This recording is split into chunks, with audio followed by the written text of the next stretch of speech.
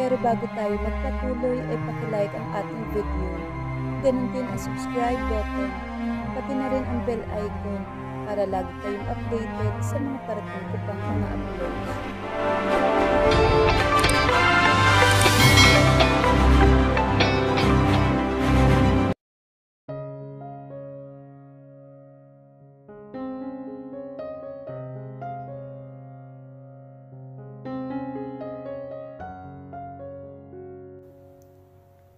Makalipas ang mahigit 3 taon. Good morning, Mommy. Good morning, Daddy. Binuksan ko ang aking mga mata nang makita ko itong tumalon sa kama. It was my princess. A 2.5 year. Ang tanging prinsesa ng buhay namin ng aking asawa na si Giovanni. Gio. Gio Del Rio. Gio and I got married 3 years ago. At wala akong pinagsisihan, kahit kaunti sa pagpayag ko na magpakasal kami ng aking kaibigan. Kontento ako sa aking pamilya. Kontento din ako sa pagsasama naming dalawa ni Gio, kahit pa walang namamagitan sa aming dalawa. Bakit? Ewan ko din. I am willing to give myself to him, kasi asawa ko naman siya. Pero hindi naman niya hinihingi sa akin iyon. Kaya mas lalong tumindi ang hinala ko na baka bakla nga siya. Isang bagay na hindi niya dinidinay, pero hindi din naman niya inaamin. Pero maliban sa bagay na yan, wala akong maipintas na kahit ano sa pagiging mabuting asawa niya sa akin at ama sa anak namin. Ang totoo, silang dalawa ni Gio ay nagpapasaya sa buhay ko ngayon. Good morning to baby. Si Gio na alam kong kagigising lang din. Ang aming anak ang nagsilbing alarm clock sa aming dalawa ng aking asawa. Umagang-umaga ganito kami gigisingin ng kanyang ama. Kasama kasi namin siya sa pagtulog kasi ayaw niyang humiwalay sa kanyang daddy. Mahal na mahal ng anak ko si Gio. Sobra. Ang totoo, mas close silang dalawa kaysa sa akin. Mas hahanap-hanapin niya si Gio kaysa sa akin. Hindi naman ito nakapagtataka dahil mas maraming oras si Gio kaysa sa kanya kaysa sa akin. Being a doctor is a really big responsibility.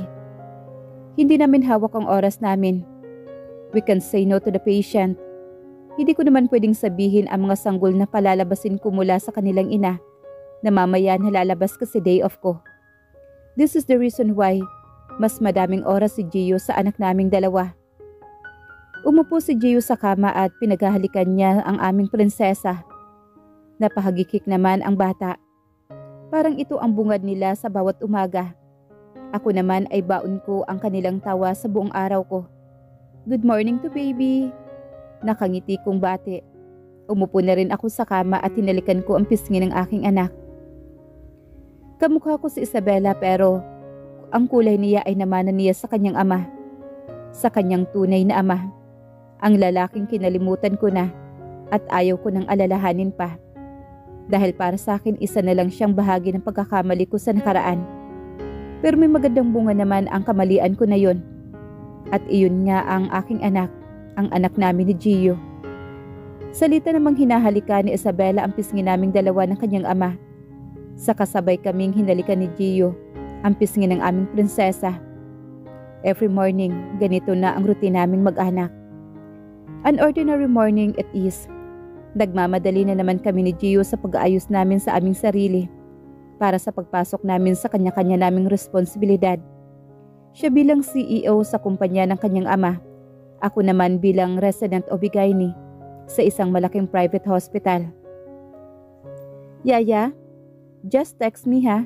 Kung nasa school na kayo ni Isabella, and please, wag mo naman siyang masyadong pakainin ng junk foods. Ani ko naman sa yaya ni Isabella. Yes ma'am, sagot naman ng yaya. At saka yaya, wag mo siyang masyadong pagbibigyan sa kahiligan niya sa panunod ng cartoons. Yung screen time niya, dapat limited lang. Encourage her to play with her toys, okay? Hey, relax mami.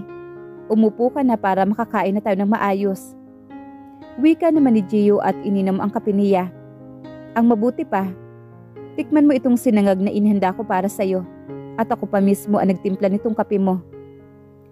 Umupo naman ako saka ako napatingin sa aking asawa. Hindi mo ako masisisi, Daddy. Noong nakaraang gabi nakita ko sa bag niya ang iba't ibang klaseng balat ng mga chichirya. Mami, ang Daddy ang endowment naming dalawa ni Gio. I know, relax. Tinatakot mo si Yaya. Napatingin naman ako kay Yaya Laura. Napayuko siya na parang nahihiya siya sa akin. I'm sorry, Yaya. Hindi ko sinasadya na masigawan ka. Okay lang, Ma'am. Kasalanan ko naman po. Napaangat na siya ng mukha niya. I'm sorry. It's not your fault. Masyadong matigas nga ang ulo ng anak namin. Pasensya na ha. Na-spoiled yata namin. Okay lang yan, Mami. Ganun talaga kapag mga bata. Ngiti lang naman ang isinagot ko sa aking asawa. Nasa loob na kami ngayon ng kotse ni Gio. Lagi kami magkasabay na dalawa. Ihahatid muna niya ako sa hospital na pinagtatrabahuhan ko bago siya dederecho sa kanyang opisina. Gusto ko sana na magsarili na lang. May sarili naman akong kotse pero ayaw niya. Dahil obligasyon daw niya, ito bilang asawa ko. Bye, Mami. Bye, Daddy. Kumaway pa sa amin ang anak namin. Bye to baby. Sabay naming sambit ni Gio. Remember what I said. Always listen to your Yaya. Uwi ka naman ni Gio. Opo, Daddy. Kumaway pa si Isabela. Habang karga-karga ito ng yaya nito. Pinatakbo naman ni Gio ang kotse. Nabitawan ko bigla ang aking cellphone na may nadaanan ako na post sa aking wall na nagpakaba sa akin. Hindi ko maintindihan kung bakit nakadama ako ng panginginig. Naabot hanggang sa aking kalamnan. What happened? Kunot noon na tanong naman ni Gio. Sandali siyang sumulyap sa akin. Wala. Makailing kong sagot. Humugot ako ng hangin para kalmahin ang aking sarili. Saka ko kinuha ang nabitawan kong cellphone. Ano nga ba ang nakita ko? Post ito ni Danaya. Pictures ito ng pamilya ng kanyang asawa. At ang ipinagtataka ko ay kasama si Alfred sa pictures na may caption, "Welcome back, Alfred. Welcome home." Bakit ba kasama ng mga de la Cuesta si Alfred? Ipinilig ko ang aking ulo. Ano naman ang pakialam ko? Wala na akong pakialam sa kanya. 3 taon nang tapos ang lahat na namagitan sa aming dalawa. Na kung meron man. Busy ako sa buong araw ko, kaya wala akong panahon para alalahanin pa ang nakita ko kanina. At tulad ng laging nangyayari sa mga nagdaang araw, nag-overtime na naman ako. How's Isabela?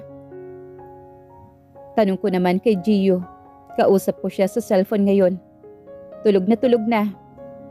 Sagot naman ito sa kabilang linya. Pasensya ka na. 2 kasi sa hinihintay kong pasyente ay nasa high risk. Hiyang-hiya na ako sa aking asawa. Lagi na lang siyang nag-aalaga sa anak namin. It's okay. Just call me kung malapit ka nang matapos dyan para masundo kita. No, wag mo na akong sunduin dito. Magtataksi na lang ako. Tanggi ko kaagad sa sinabi niya. Ipapasundo na lang kita sa driver. Gio, kaya ko na to. Magtataksi na lang ako. Hindi ko kasi alam kung anong oras ako matatapos dito. Okay, just take care, okay? Agad ko ding tinapos ang tawag pagkatapos namin mag-usap ni Gio. 10:00 na ako ng gabi natapos. Mabuti na lang at pareho nakaraos ng maayos ang 2 pasyente ko na nasa high risk ng kalagayan ng mga ito. Pareho kong undergo sa cesarean section ang mga ito. Pareho kasing high blood ang mga ito. Doc Maureen, may nagpadala nga po pala nito sa inyo, bulaklak. Bungad sa akin ang aking assistant. Hawak niya ang isang bouquet ng red roses. Talaga? Sino naman ang nagbigay? Ibinigay niya sa akin ang bulaklak at tinanggap ko naman. Baka isa na naman yan sa mga admirer mo. May card, basahin mo. Natatawang sabi nito. Hindi na ito bago sa akin. Talagang may nagpapadala sa akin ng bulaklak minsan. Ito ay galing sa mga admirer ko daw. Kinuha ko ang card at binasa ko ito. I'm back. Ito lang ang nakasulat sa card. Para akong nanigas sa aking nabasa. Agad ako nakadama ng ibayong kaba. Bakit ko ba nadarama ang ganito? Hindi ko siya dapat katakutan. Siya ang dapat matakot sa akin.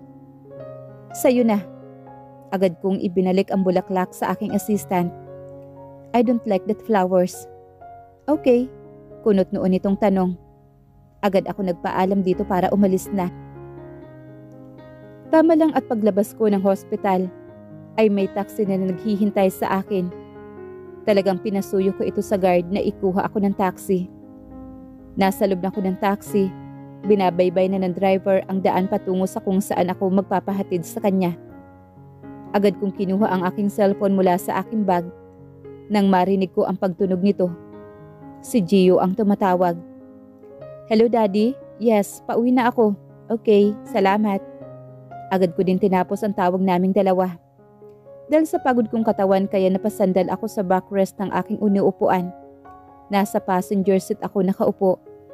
Akmang ipipikit ko ang aking mga mata nang magsalita naman ang driver na sinasakyan kong taxi. Close na pala kayo ng daddy mo.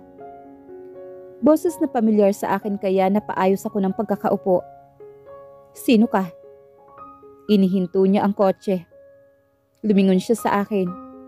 Tinanggal niya ang bigote ng kanyang mukha na dahilan para maitago ang totoo niyang anyo. Kumusta ka na, Maureen?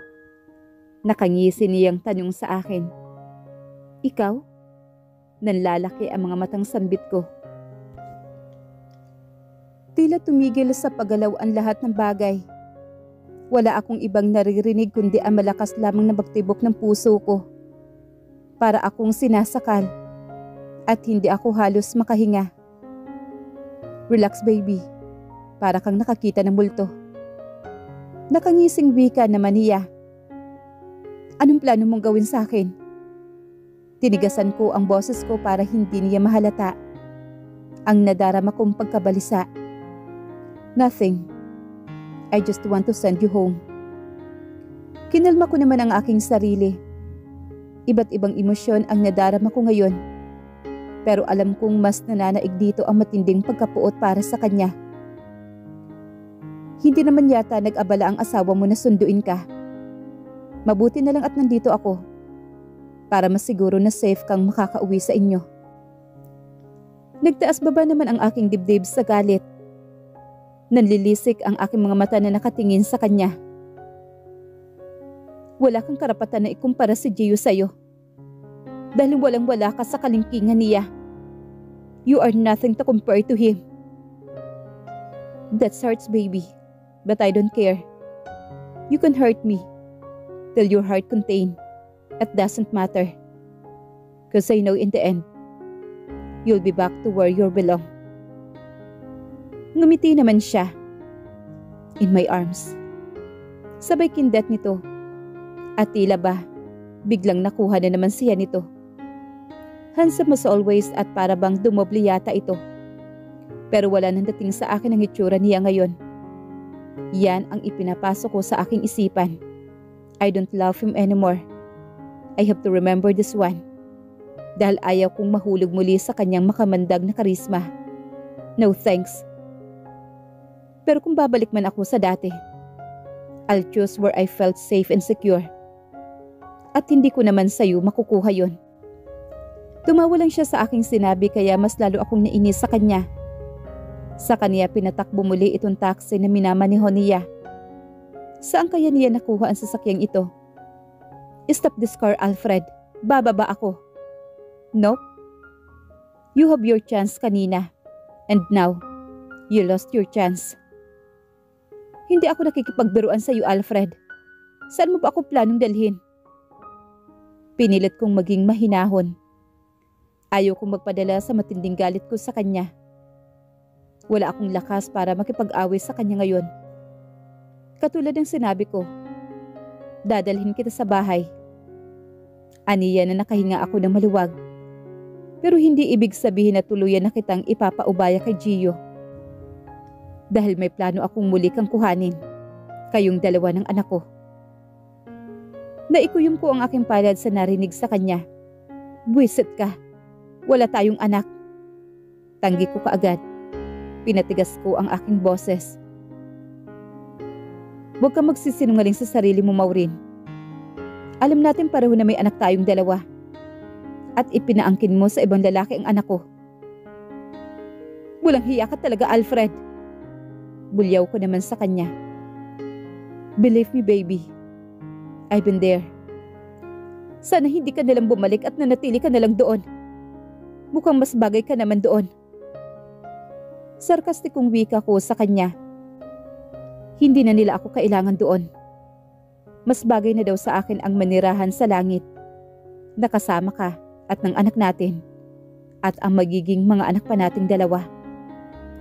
Sa panaginip mo, kaya itigil mo na tong sasakyan. Inihinto naman niya ang taxi. Napatingin ako sa labas ng taxi. Nakarating na pala kami. Akmang bubuksan ko na ang taxi na nagsalita na naman siya. Hindi libre ang pagpapasakay ko sa'yo, Maureen. Magkano ba? Naiirat akong sambit. Okay na sa akin ang isang halik. Mas lalo akong nabwisit sa kanya. Wala sa plano ko ang halikan ka, Alfred. Ang gusto kong gawin ay sampalin ka ng paulit-ulit. Okay.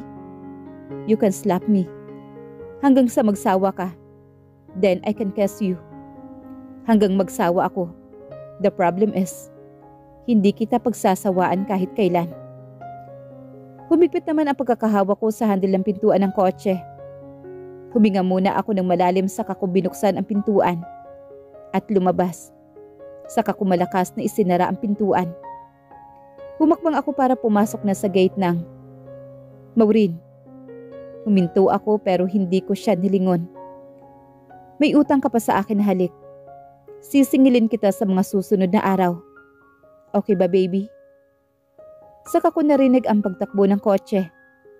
Mahigpit kong naikuyom ang aking kamao. Galit na galit ako. At sa galit ko, hindi ko napigilan ang mapatulo ang luha ko. Kinasusuklaman ko siya. Kinasusuklaman ko siya. Hindi sapat ang galit na nararamdaman ko para sa kanya. Kinamumuhian ko siya. Kinabukasan maaga ako nagising. Ang totoo hindi nga pala ako nakatulog na maayos. Dahil pabalik-balik sa isip ko ang encounter namin ni Alfred kagabi. Good morning. Ang aga mo yatang nagising ngayon. Ani naman sa akin ni Gio. Habang karga-karga nito si Isabela. Na medyo pagod pa dahil kagigising lang. Mami, bakit ka alis sa bed na hindi pa ako gising? Sorry baby. Early kasi nagising si Mami. Ani ko sabay halik sa pisngi ng aking anak. Nakasimangot naman ang anak ko. Sanay kasi siya na siya ang laging gumigising sa amin dalawa ni Gio sa umaga. Huwag nang galit kay Mami. Look, Mami made a pancake for you. Yay! Masayang bulalas naman ito. Thank you, Mami. Saka ito pinaupo ni Gio sa upuan nito. Tapos ko nang ihanda ang agahan ng aking anak. Napatingin ako sa aking mag-ama na masaya nagkukwentuhan hanggang sa tumigil ang aking paningin sa aking asawa. Alam na kaya niya na bumalik na si Alfred? Nakita kaya niya ang post ni Danaya? O naikwento na ni Danaya sa kanya? Nasa ganito akong pag-iisip nang napaangat ng mukha sa akin si Gio. Bakit? Kunot noon niyang tanong. Wala. Nakailing kong sagot naman sa kanya. Saka ibinalik ni Gio ang atensyon sa aming anak. Pero maya-maya lang, napaangat din siya ng mukha muli. Oo nga pala, alam mo na ba? Tanong ni Gio na seryoso ang mukha nito. Bigla ako nakadama ng kaba. Tungkol sa pagbabalik ni Alfred ang tinutukoy niya. Kunot noo ako na naghihintay sa susunod niyang sasabihin. Bumalik na pala siya. Sobrang lakas ng kabog ng aking dibdib na parang bang may nagkakarera ng mga kabayo dito. Nagkita na kaya sila ni Alfred? Nagkausap na kaya silang dalawa? Ano kayang pinag-uusapan nila? Hey, what happened? Hindi ka ba masaya na bumalik na siya? Masaya? Paano ako magiging masaya, Gio? Hindi ko napigilan at napataas ang boses ko. Mami, are you mad? Tanong naman ni Isabela. Saka ko lang na-realize na nandito pala si Isabela. Masyado na magulo ang aking pag-iisip dahil kay Alfred. At madalas na akong balisa rito. No baby, hindi galit si Mami. Nagulat lang siya. Wika naman ni Gio sa anak namin. Saka siya makahulugan na nakatingin sa akin. Hindi ako galit baby. Yaya, kunin mo muna si Isabela. Padiguan mo. Ani naman ni Gio sa yaya naman ni Isabela. Tumalima naman kaagad ang yaya ni Isabela. Sumama din naman agad ang bata rito. Napatitig naman sa akin si Gio nang naiwan na lang kaming dalawa. Galit ka ba kay Kia? Kunot noo na wika naman ni Gio. Kia? Oo, si Kia. Nagkita kami nang hindi sinasadya ng ate niya. Nagkakwentuhan kami sandali. Bumalik na pala kahapon si Kia. Kasama yung fiancé niya. Magpapakasal na yata kaya umuwi sila. Lihim akong napalunok. Napahugot ako ng hangin para kumalma ang aking sarili. Wala ka naman sigurong ibang ine-expect na bumalik, hindi ba? Hindi ko maintindihan ang kakaibang titig na iniukol ni Gio sa akin. Wala. Napalunok ako. Kasama ba niya ang bata? Ang tinutukoy ko ay ang kapatid ko, na anak ng aking ama sa aking kaibigan. Hindi namin napag-usapan ng ate niya. Mula kay Alfred, mabilis na nag-shift ang aking isipan kay Kia. Si Kia, isa sa matalik kong kaibigan since high school. Ang babaeng binuntis ng aking ama at wala man lamang akong kaalam-alam na 10 taon na pala ang relasyon ng bago na buntis si Kia. And my father just dumped her easily. Nung una madalas siyang nagpapadala ng pictures ng kapatid ko sa akin. Lalaki ang bata at syempre kamukha ng daddy ko. Pero nagsimula nang maghanap si dad sa kanyang mag-iina. Pinutol din ni Kia ang komunikasyon naming dalawa. I can't imagine how miserable my father now. I don't know what is the cause. Ang pagkatalo niya sa eleksyon, oo ang hindi niya mahanap ang aking kaibigan. Hindi ko naman masabi na deserve ni dad ang nangyari sa kanya ngayon. Kasi mahal ko siya at gusto ko naman na sumaya siya. I don't want him to be miserable. Pero ang malaman na ikakasal na ang aking kaibigan at nakahanap na ito ng lalaki na siseryoso dito, ay totoong masaya ako. Kia deserve the best and my dad is far from the best that I'm talking about. Nasa loob na kami ng kotse ni Gio. Ihahatid niya ako sa ospital. Siya naman ay uuwi din kaagad at Saturday. He just working at home pag weekends para mas makasama niya ang anak namin. Inihinto niya ang kotse dahil sa traffic. Inabot niya agad ang kanyang cellphone dahil tumutunog ito kanina. At binabasa niya ang text message na nireceive niya. Nag-text si Danaya. Pwede ba daw tayo ngayon? Magkasama daw sila ni Kia. Yeah, wala naman akong pasyente ngayong umaga. Tatawagan ko na lang ang assistant ko na malilate ako ng kaunti. Okay. Pagkatapos mag-reply ni Gio sa aming kaibigan, agad niyang pinatakbo muli ang kotse. Agad ko namang tinawagan ang aking assistant para ipaalam dito na malilate ako ng kaunti. Pero tawagan ako pag may emergency. Hindi naman malayo sa hospital ang pinagtatrabahuan ko. Ang lugar kung saan namin kikitain si Gio, sina Kia at Danaya. Medyo marami na rin ang napag-usapan naming apat. Kaya talk about her life there in Argentina, kung saan doon niya ipinanganak ang kanyang anak ngayon. Nakaedad lang ni Isabela. It's really true na ikakasal na siya sa kanyang boyfriend na isang Argentinian. At masaya ako dahil mukhang masaya naman ang kaibigan ko. Guys, sandali lang. May hinihintay pa kasi ako. Na-miss din niya ako. Nakangiting sambit naman ni Danaya. Nandiyan na pala. Sabay kaming napatingin sa entrance. Kapapasok lang doon ng isang lalaki na ayaw kong makasalamuha. Tagkatinginan kami ni Gio. Hindi ko kayang bigyan ng kahulugan ang kanyang titig sa akin. Binawi din agad ni Gio ang kanyang paningin at ibinalik iyon sa papalapit na si Alfred. Kung kaya ko lang na maglaho kaagad, ginawa ko na. Nakangiti na papalapit si Alfred sa amin pero sa tingin ko, sa akin lang nakatuon ang kanyang mga mata. Hindi ako halos makahinga sa kanyang titig. Ang lakas din ng pintig ng puso ko. Nang tuluyan na nakalapit si Alfred, Agad siyang humila ng upuan at umupo siya sa aking tabi. Kaharap ko kasi si Gio, habang magkaharap naman sina Danaya at Kia. At umupo si Alfred sa gitnang bahagi naming dalawa ni Danaya. Hindi ko alam kung sinasadya ba niya ito, pero parang sadya niyang idinikit ang kanyang upuan sa aking upuan. At pasimple naman akong umisod. "Wow, Alfred! Bumalik ka na din?" "Yap, may binalikan kasi ako." Wika naman ni Alfred. Napatuwid ako bigla sa pagkakaupo nang maramdaman ko ang pagpatong ng palad ni Alfred sa hita ko na nasa ilalim ng mesa. "Relax, Maureen. Siguro naman, na-miss mo din ako." Si Alfred na titig sa mukha ko. Malakas ang kanyang boses na sadyang ipinaririnig sa mga kasama namin. Hindi ako makatingin kay Gio. Ayaw kong ipakita sa kanya na masyado akong apektado sa presensya ni Alfred. Hinawakan ko ang kanyang kamay para alisin ito mula sa hita ko, pero hindi ko ito kayang alisin. "Stop teasing my wife." Matigas na sambit naman ni Gio. Napatingin ako kay Gio. Halata ang pagkabana sa mukha niya. Hindi nagsalita si Alfred bagkus pinisil niya ang aking hita. Kaya para akong nanigas. Possessive din pala ito si Gio. Ganyan din si Axel eh. Kahit sino pinagsisalosan.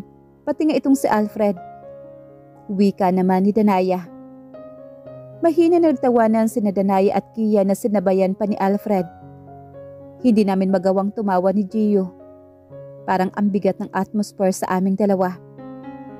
"You don't have to be jealous, bro. Namiss ko lang si Maureen. Ang dami pa naman naming memories." Wika ni Alfred kay Gio, ang kinakausap nito. Pinilit ko namang alisin ang kanyang kamay sa aking hita. Hindi naman ako mang-aagaw. Yung mga babawiin ko lang sa pagbabalik ko ay yung akin talaga. Kasi naniniwala ako na ang akin ay akin. That's good, bro. Kasi wala naman akong inagaw sa'yo. Sana yung mga kinukuha mo lang ay yung talagang sa'yo. Hindi yung may nakatitulo na at pagmamay-ari ko na. Teka, hindi pa ba na-settle iyong pinag-aagawang lupa ng kumpanya ninyo? Si Kia, litong-lito ang mukha pati na nga si Danaya. Para akong sinasakal sa sitwasyon ko. Habol ko ang aking paghinga at mas lalong tumitindi ito. Nang pinagapang ni Alfred ang kanyang kamay sa hita ko, paput na sa aking gitna. Todo pag-iingat ako na pigilan ang kanyang kamay. Huwag lang kaming mahalata. Kinurot ko ang kanyang kamay pero nakangisi lang siyang nakatingin sa akin. Gusto ko siyang sampalin at tadyakan pero hindi ko yun magagawa ngayon. Dahil kaharap namin ang aming mga kaibigan. Anyway, bakit ba natin pinag-uusapan ang tungkol sa piking titulo, bro? Bakit hindi natin pag-usapan ang tungkol kay Isabela? Nasabi kasi sa akin ni Danaya na ginawa niyo pala akong ninong sa binyag ng bata. Siguro naman, plano niyong ipakilala sa akin ang prinsesa ko. Aniya sabay pisil na naman sa hita ko.